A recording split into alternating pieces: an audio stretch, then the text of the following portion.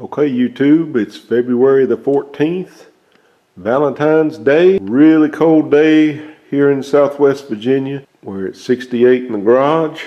We're coming up on 5:45 in the evening. Out here looking at Project Overkill tonight, trying to figure out what area I want to tackle next. Just trying to get a few of these little things done before we work on the doors. Like I said, I've still got some materials I'm waiting on. Got to get some things done before I can get to the doors. It didn't take long to figure out where the next problem was going to be. I kind of already knew this going in, and I knew it was an issue with these reproduction parts. But this is the trunk brace. I guess you'd call it a bumper brace. It welds to the trunk pan, and they're just a little bit different. This is the original one, and I'm lucky enough to been able to salvage one of the originals. But the new trunk pan did come with new ones, but they are just a little bit off, and they're off on the hole placement, and they're also off on the angle of the front of the bracket, and I'll show you that on camera. Okay, this is the original bracket, and it lays in there pretty nice. It could still use just a little bit of trimming there on that one flange that gets welded to the trunk pan. And the holes are pretty good shape. They look like they're lining up pretty decent. It's laying flat against the trunk pan, and this is actually very close. Now when I set the reductions in, you can see it lays nice against the trunk pan, but that little flange area there is not flush. It's actually got a gap. There's actually a gap in there. And when you look at the holes here, you can see they're way off. And also this is setting taller. So I got to comparing the two, and the original sets up just a little bit higher than the reproduction. If you take a ruler and put pretty straight there, you see there's a gap there toward the bottom, and it's pretty much touching up there at the top.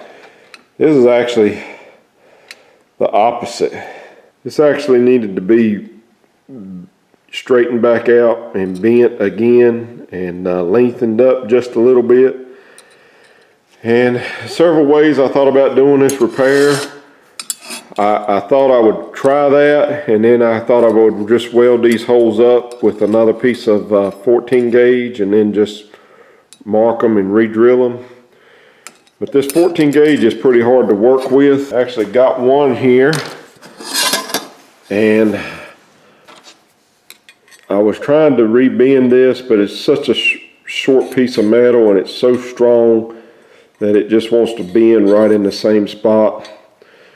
And what I've decided to do, probably a bunch of ways you could fix this, is I went ahead and braced it so pretty much it would hold its shape.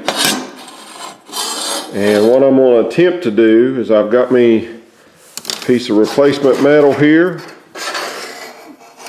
14 gauge.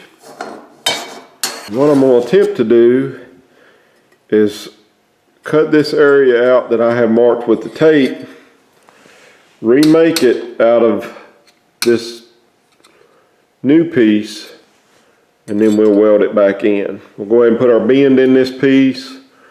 We'll get it fitted to the car where it needs to go, and then the last thing we'll do is put this curve in it. And I won't really drill these holes yet, because the tail panel may also need a little bit of work, and these holes won't be drilled until all three pieces are mated together. And once all three pieces are mated together and I know exactly where the holes are going to go, then we'll drill the holes. That's just a little detail that you need to take care of, and that's what we're working on. So we're going to go ahead and give that a go. We do have that extra bracket, so if we mess it up, we've still got one to fall back on. I would like to go ahead and fix them both and just use the new ones, but we'll see how it goes, and I'll bring you guys back when I have a little bit more progress. Okay guys, I don't really have a metal brake, but this is just a small one that I had. I'm going to eventually have to get me a nice one, but thought about running out and getting some angle iron for the vise, but I decided to give this a try, and it worked okay. I just had to be careful with it. And right there's my piece, just needed a 90, and we're going to try this. If not, if it don't work, we'll make another one. We got our little 90 made here, and we've got our part cut out, and this is going to go up in here probably somewhere around like that. We'll go ahead and trim this to fit. We'll get our length here. We'll have to trim this up to match the bottom like this, and then we can get our height here, and then we can trim it to fit the sides, tack it in. We'll leave it long. We'll put that curve in it where it needs to be, and do some test fitting, and then we'll weld it for a final, and be ready to make the other one. So I'll bring you back here in just a little bit. Okay guys, I've got the bracket test fitted. I've marked it, and I've put a few tacks in the front, ground those tacks down so it would fit flush against the rear of the trunk pan. And I've also come in here and put a few holes in it for plug welding so I could make sure that this area was sitting flush. So here it is sitting in the car, and it's pretty close to where it's going to live. I like the way it's fitting. You can see here that it's pretty close to this trunk pan. Once it's welded in the back, I can push this in with some clamps, and we'll put 2 plug welds right here. That's where they were on the original when I took it apart. And you see my 1/4 inch holes down there for plug welding, and this is all real tight right here. I could probably hammer this down just a little bit right there, which we'll probably do that when we're in the welding process, but I really like the way it's fitting. So the next step for me is to go ahead and finish welding it, and go ahead and do a full grind on it. We'll clean up this side and the back side. I had the welder turned down when I was welding the back side there, so I'm gonna go ahead and turn it up just a little bit, and go ahead and get this part of the project done.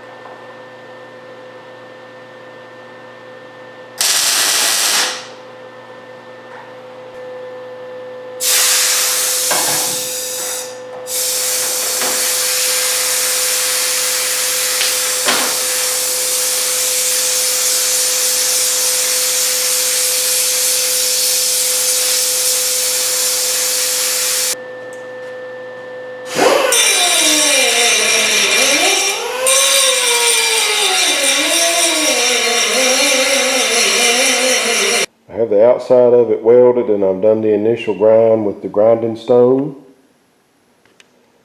And looking at the back side, I could still see a trace of the line. There were several places that I was coming through, so I opted to go ahead and weld it from the back side as well.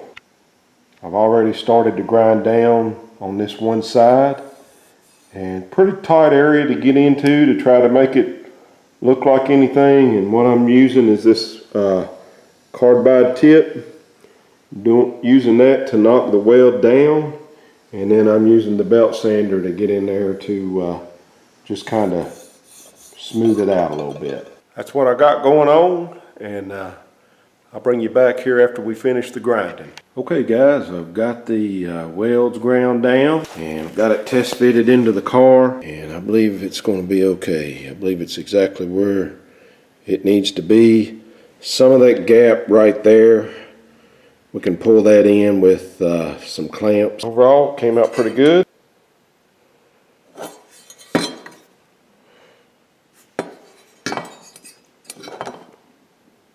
I mainly use a pair of TIG gloves for when I'm doing my MIG welding, but this is 14 gauge metal, and I had the welder set pretty high and I was starting to burn my gloves up, so I went ahead and switched over at least to a MIG welding glove, and it's a lot heavier, and I'm always using my left hand to steady my torch. So my left hand is actually pretty close to the weld pool when I'm coming in with the torch. You guys seen that on camera. And so with the welder set pretty high on a 14 gauge, you'll definitely burn through a pair of gloves. So, but most of the welding is done at an 18 to 20 gauge level. And I actually had this welder set really high. My chart says 3.5 and E.5, but I was more like a 10 gauge setting, just slightly short than a 10 gauge setting. You just have to try and see what works and what works best for you and your technique. Still got to trim it off here and true it up. The top of that thing looks crazy like that. It looks all crooked and everything, but I believe once I true it up and grind it the right shape, it'll look okay. Another thing is on this grinding, you really have to take your time on the grinding. I know when I first started grinding, I'd just get my tool and I'd get in there and I just want to get that stuff ground out and get it down, and well, that's not really what works for me.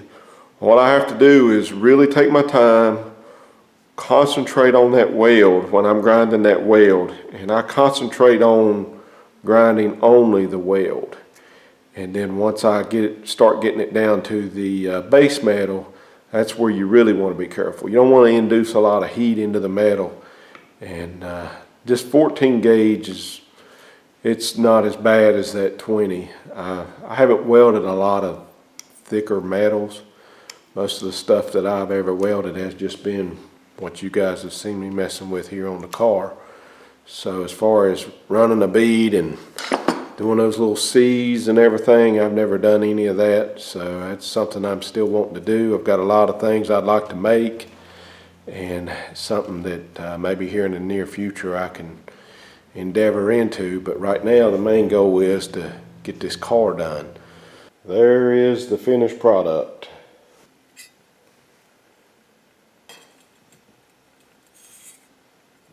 I went ahead and cleaned up all my hammer marks with a 80 grit on a roll lock, just real lightly.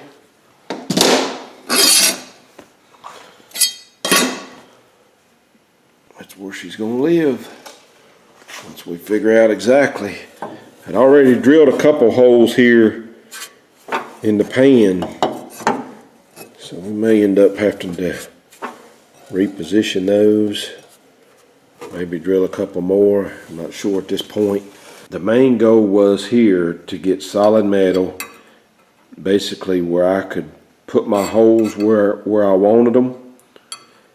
And we're still gonna have to fit the tail pan to figure that out, because it may even be a little bit off. So we'll either end up fixing this or the tail pan. So hopefully it's not too bad.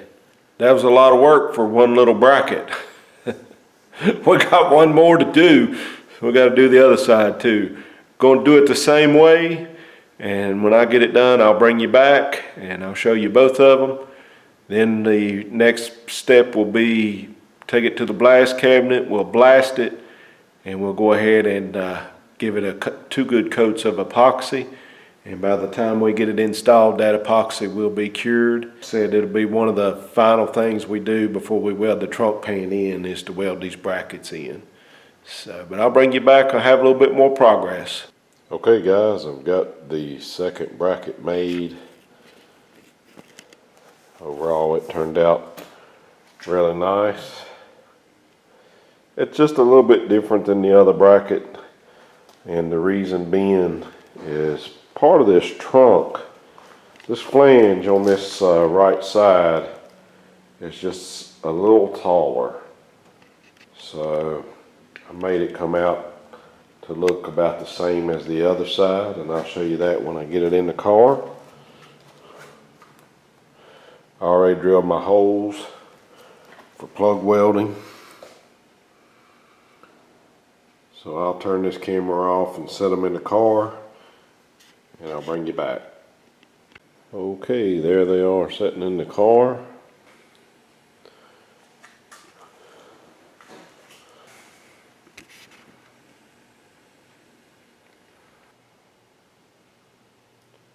We're going to go ahead and take these down to the blast cabinet and do some blasting, and I'll be back after that. Seems like it's taken me forever to get them blasted. I also got two pieces of the front end of the car. This is where the basically the upper and lower valance bolts together. This little piece sandwiches in between. The bumper brackets mount to that. So for the front bumpers. Got 3 ounces mixed up, and we'll do 1 light coat and maybe 2 medium coats. I'll be using the little Eastwood Conquest gun. We'll see how it goes.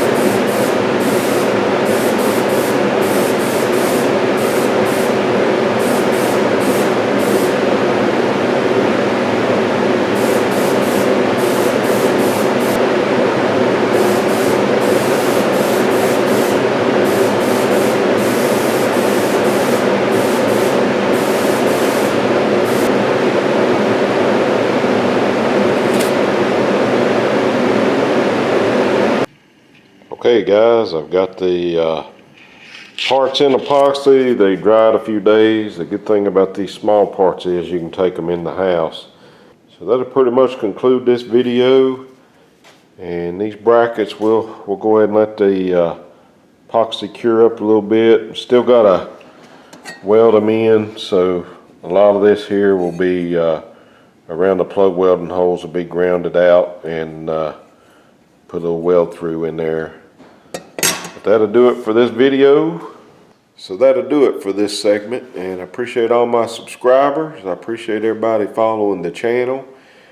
And as soon as I can make a little bit more progress, I'll be back with another update. Thanks.